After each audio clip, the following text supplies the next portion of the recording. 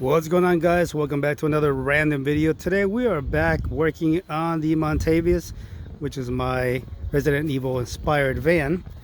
And what we're doing today is we're gonna see if we can fix this little issue.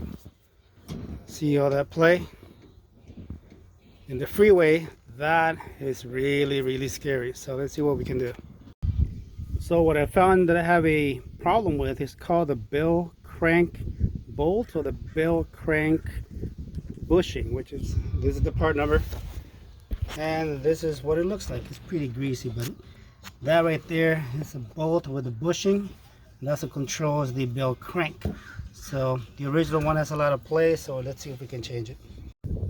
So last year, to eliminate some of the play, I got rid of the power steering. So there's no power steering. Here's the pitman arm, and I found this drag link, which here's the part number.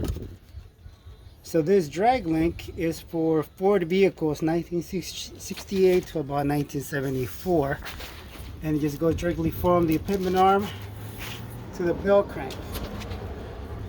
And this is the bolt that we're going to be removing. So you can see how it's worn out.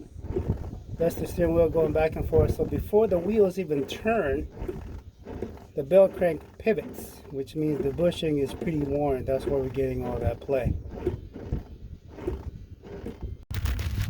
So the first thing we're going to do is disconnect the pitman arm from the drag link. Alright, the drag link's off. Now we're going to disconnect the tie rods. By the way, for the ball joints, I'm using this ball joint remover that I got from Harbor Freights.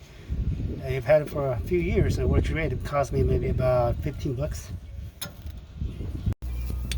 So the way this works, once you take out the cotter pin, go ahead and loosen up your nut.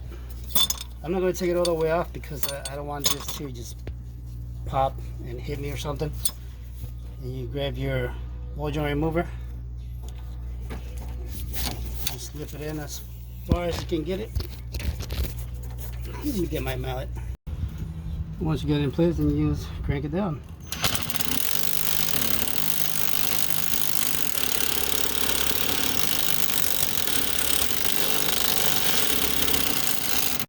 Well, one down, one to go. Alright, so here it is. Outside, there's 3 bolts on the top and 2 on the side. It was kind of a pain to take off, but it's off now. So now I just gotta take off the cotter pin, the nut, and then see how the other one fits in. Alright, so unfortunately I don't have a press, so I ended up taking the bushing and all the pieces to be pressed over at a machine shop. So now, of course, I have to paint it and we can put it back. So before I put the piece back on, to make it easy on myself, the drag link goes on first because it is a pain to tighten up this bolt when you have the frame maybe like around here. Well, that is it. Everything is back together. Bushing seems to be working properly.